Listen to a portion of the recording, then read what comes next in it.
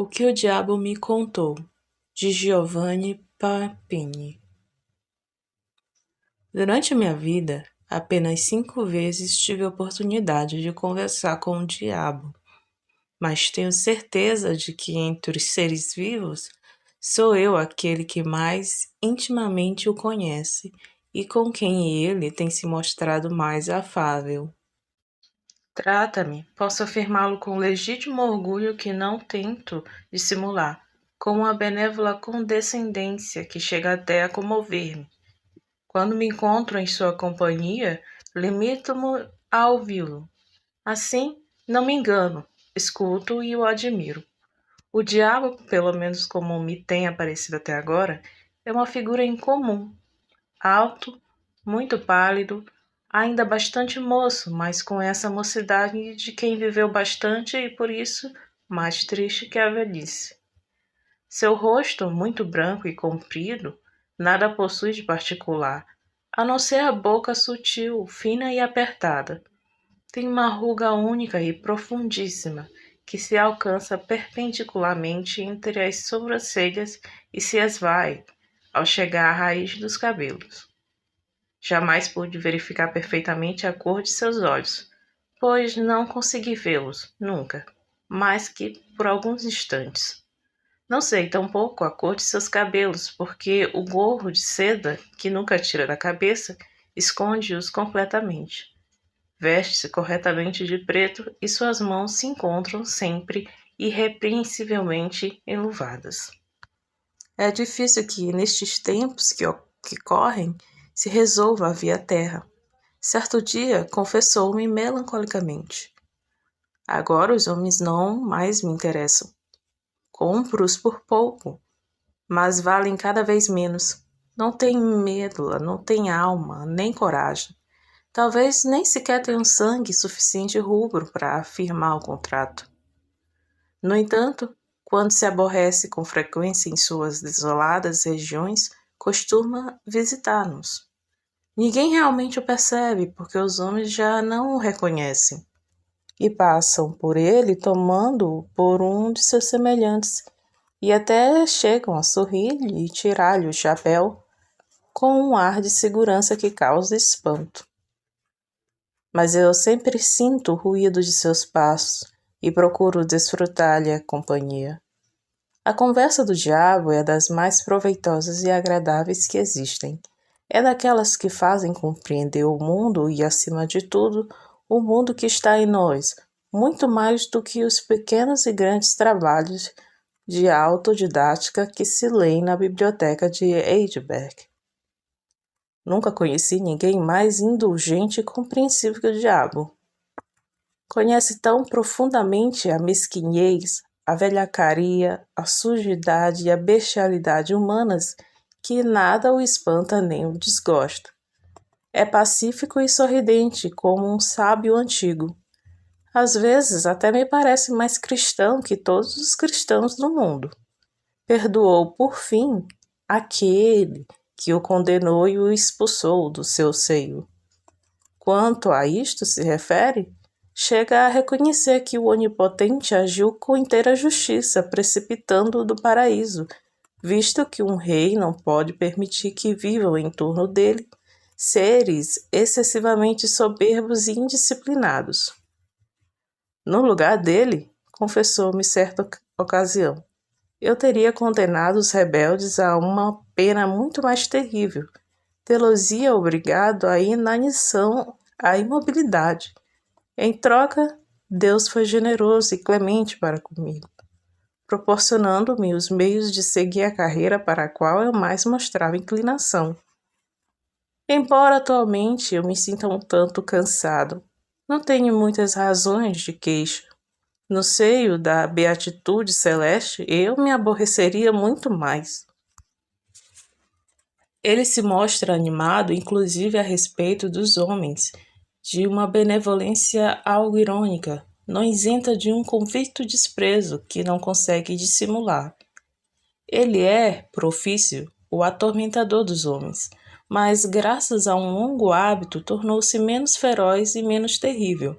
Já não é mais o hirsuto e monstruoso demônio da Idade Média, com rabo e chifres, que ia acariciar as virgens nos mosteiros e excitar a febre solitária dos santos no deserto. Já se convenceu de que a tentação é, agora, perfeitamente inútil.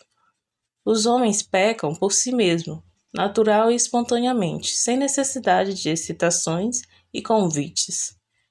Deixa-os em paz e os homens correm para ele como a água por declive. Por isso, não os considera mais como inimigos a conquistar, mas como bons e fiéis súditos, dispostos a pagar seu tributo sem fazer-se de rogados. Despertou-lhe isso nestes últimos tempos, certa compaixão para conosco, os homens, e, se não destrói o desprezo, o atenua e encobre. Confirmei esta última opinião durante o colóquio que tive com ele, o qual me revelou uma coisa que tem certo valor para todos os que buscamos o que está mais alto e o que está mais longe. Encontrei-o, da última vez, numa dessas ruas solitárias dos arrabaldes de Florença, apertadas entre velhos muros por cima dos quais apontam as oliveiras. Ia lendo um livro de capa negra e ria consigo mesmo, como só ele sabe rir. Aproximei-me e, mal me viu, fechou o livro segurando-me no braço e principiou a dizer: conheço há séculos este livrinho, a Bíblia. Releio de quando em quando, se tenho necessidade de pôr-me em contato com um bom humor.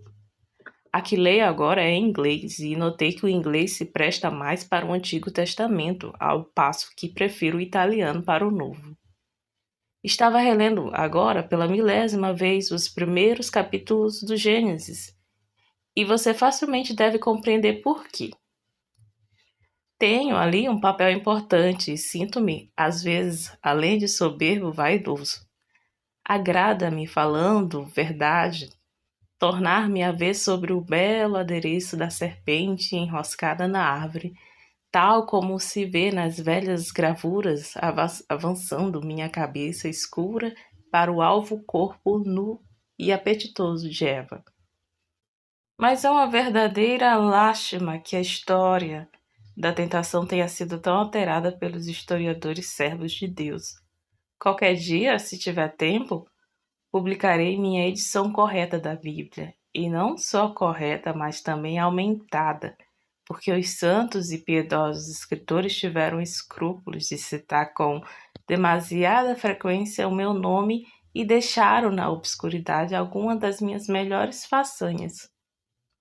Voltando à tentação, repito, meu caro amigo, que a narrativa bíblica foi descaradamente falseada. Nunca eu disse isto a homem algum, mas creio que a você se pode dizer o que nenhum homem seria capaz de injetar por si próprio. Confessarei, portanto, que não fui, no verdadeiro sentido da palavra, um tentador, um enganador. Quando me dirigi a Eva para decidi-la a provar o fruto proibido, não tinha intenção alguma de desgraçar os homens. Meu único propósito era vingar-me de Jeová, o qual, segundo julgava naqueles tempos, me havia tratado indignamente. Queria criar-lhes rivais em poder, e por isso não era de modo algum um farsante quando dizia a Eva: come deste fruto e serás semelhantes a Deus. Eu dizia, asseguro-lhe, a pura e estrita verdade. Realmente, a árvore proibida era da sabedoria, a árvore ciência, não só do bem e do mal, como diz o hebreu, senão também do verdadeiro e do falso, do visível, do invisível, do céu e da terra, dos animais e dos espíritos. E você sabe, querido amigo, o que é sabedoria e poder, e que ser Deus significa ser sábio e poderoso. Por isso não queria enganar os homens, quando lhes indicava o meio de se tornarem semelhantes a Jeová. Meu interesse estava em que conseguissem, porque esperava a sua ajuda para reconquistar o céu. Vejo em seus olhos que quer perguntar alguma coisa e sei o que é. Como foi que Adão e Eva, apesar de terem comido o fruto proibido, não se converteram em deuses, mas foram desalojados por seu Deus do belo jardim? Ai, ai. Se quiser, explicarei, em poucas palavras, este aparente mistério.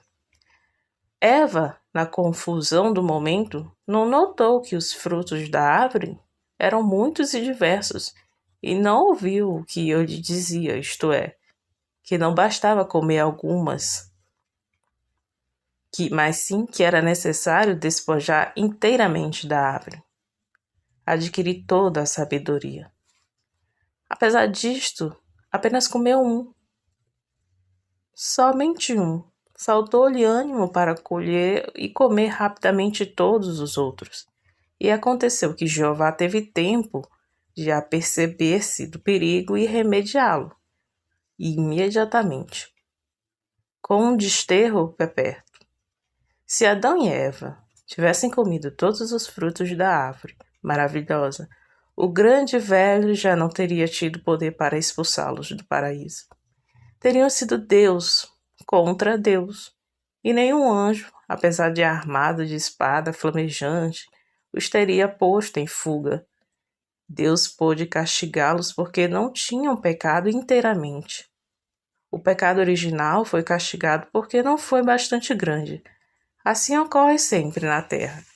E não hei de lembrar-me, uma vez mais, o colóquio entre Alexandre e o pirata para lhe revelar que um crime é castigado quando é pequeno e glorificado e premiado quando é grande.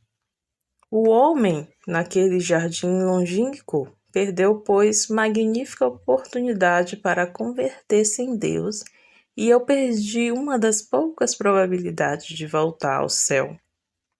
Mas eu creio, excelente amigo, e lhe digo, embora você e os outros homens não deem muito crédito aos conselhos do demônio, eu creio que vós ainda estáis em tempo de acabar com todos os frutos da árvore. Estais em tempo de converter-vos em deuses.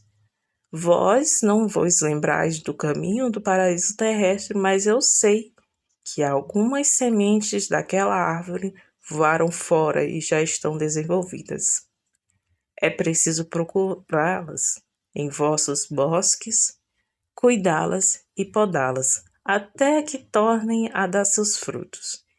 E então, acreditai no velho amigo, que alguns cujos servos invejosos querem fazer passar por inimigo dos homens, então podereis comer o vosso gosto até a saciedade, e a minha promessa será cumprida.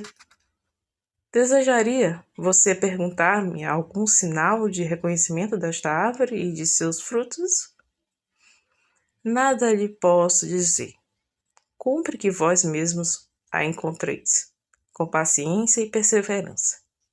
E avisai-me logo que a tiverdes encontrado, porque então minha missão estará cumprida e talvez o bom Deus me chame a si. A voz do demônio, neste momento, tornou-se mais melancólica. A ruga profunda que possui ao centro das sobrancelhas me pareceu mais acentuada. Após deter-se alguns instantes, como que dominado por algum pensamento, continuou o caminho em silêncio, olhando as estrelas que principiavam a cintilar no longínquo céu da noite que se aproximava.